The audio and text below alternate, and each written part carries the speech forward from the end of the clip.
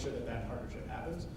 And so we provide, and usually they put out on the scanner, numbers to call for that team. And a lot of times they just built a level of support that if something goes wrong with a single unit, yeah, they may just call in directly. But we have those same relationships, right? You can call us directly, and obviously everything else in the system and the software around it is us. So we should be your single road, right? We should be the ones you guys yell at. But we also want to provide as much support, especially around election day, right? We can ramp up on election day when you're really scanning a lot of ballots with not just ClearBallot team supporting you, but also an IBML team supporting you, the ELO team supporting you. Like that's something that this industry hasn't really seen before, and it can really help the on-site support capabilities. So if you do single stack output on that machine, and digitally, how does it work when you detect overvotes, undervotes, indeterminate marks? You want to get into that in a bit? We will get into that in a bit. Yeah, we will show you how we handle all of that completely digitally for you. So one of King County's business requirements as well was eliminating the amount of ballot duplications that they had to do and handling things digitally. And that's that's not just King. That's the core of our product. We have patents around it. We have IP around it. That very visual verification that they'll show you is really where we started in the audit game. Yeah, and what's fueled our growth. It's the reason why we have 10 counties in the state committed to us today without having one prior to this buying round, right? And we're going to have more.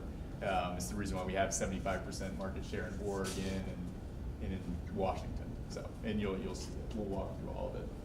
Has anybody ever discussed, or have you guys ever discussed a business model where, like a machine like that, and I don't know what other usage, but as I know the sorters, the expensive sorters that we've looked at. But again, like you mentioned, King County does have 4 elections a year.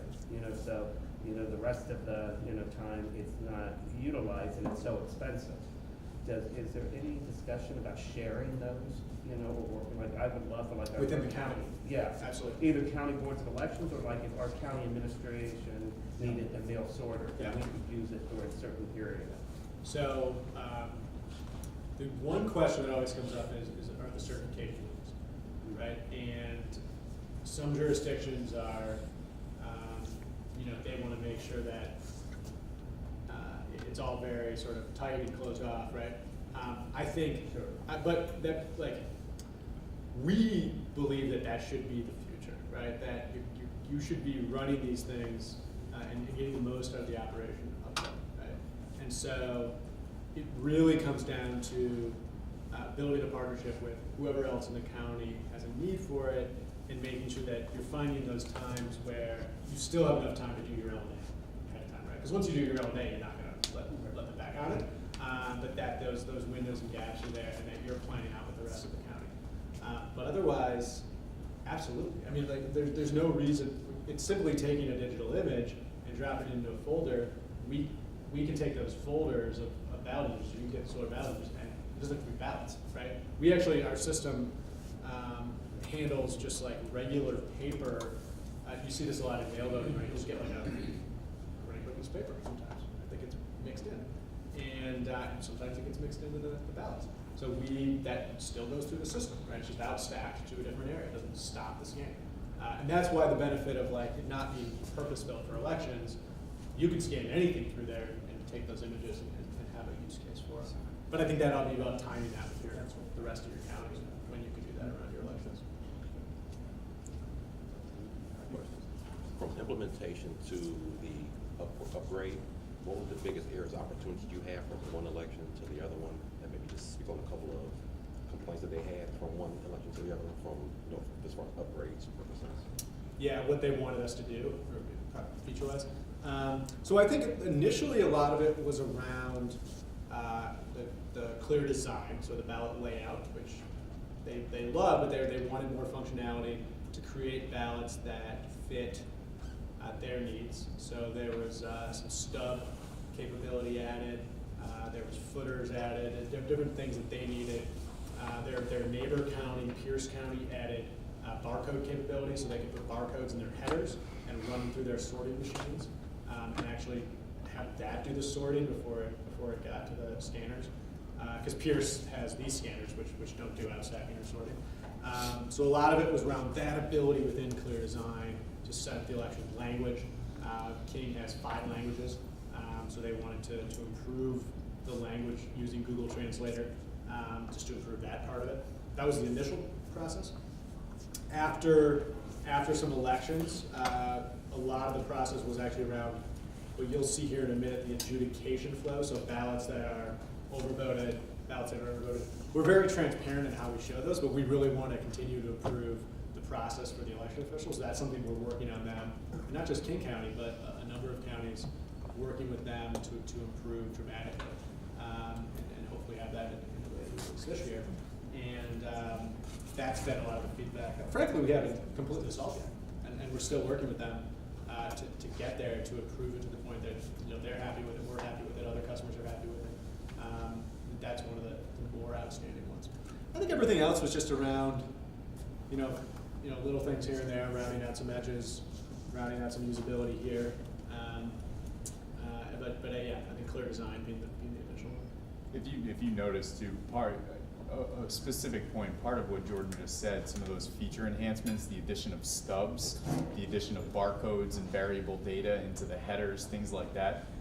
Again, it's about making upgrades that are smart upgrades, right, to the system. Those upgrades that we made for other clients would have a direct impact on you guys, because I would imagine that those are things that you would leverage to get benefit out of as well. So that whole ecosystem, us learning things from King will ultimately benefit you. What we would learn from you ultimately would benefit other customers as well. And that's kind of the holistic approach we try and take to all of it.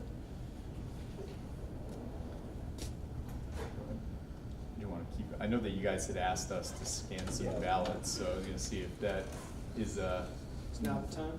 Sure. this is next up. Yeah, unless you have any more questions on the approach or. We'll share I this just know video. we have a lot of stuff to cover that I know that there will be questions on and all of that, so I kind of want to push things through a little bit. So I just took our,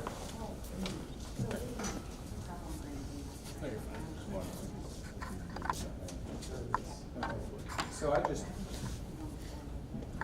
how does one get this one? It's been on the whole time.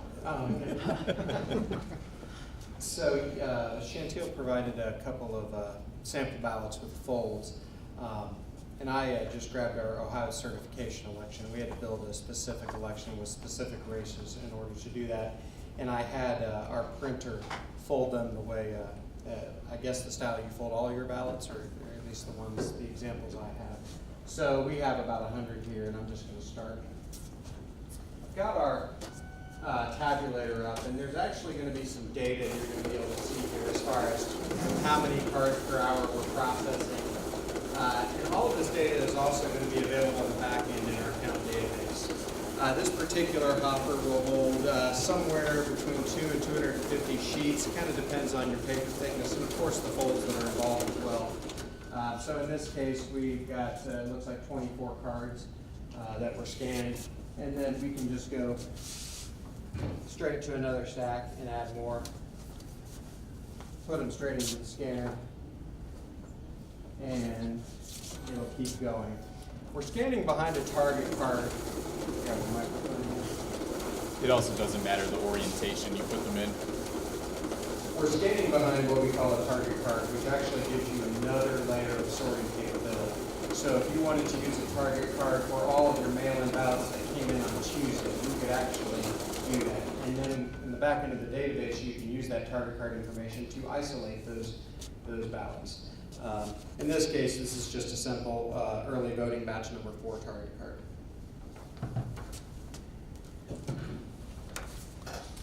And so ultimately, you'll finish your stack however many that is. Batches can be as big or as small as you want. You can do batch them by precinct.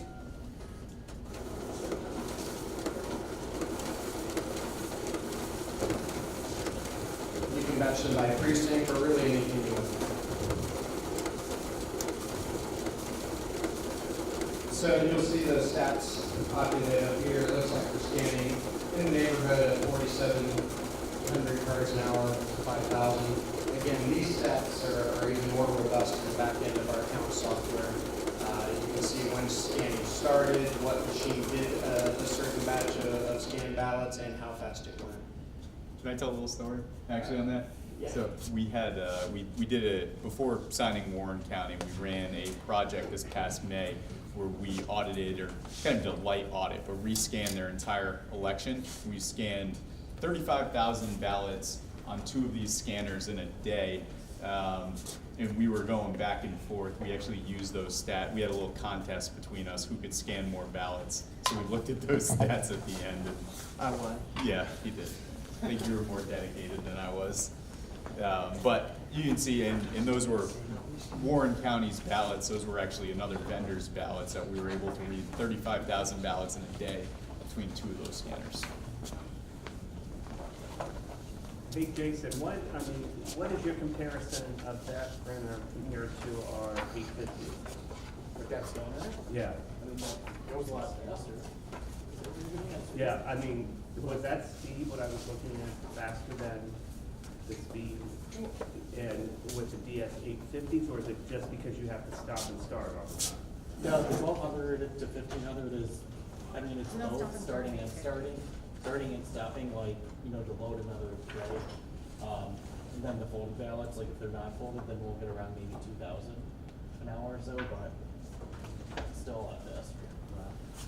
You can also, so we were recording in those scanning the 200 DPI grayscale image of every ballot, and you can see, and this would have been available immediately after scanning. You can drill into the ballot images and the results off of it as well.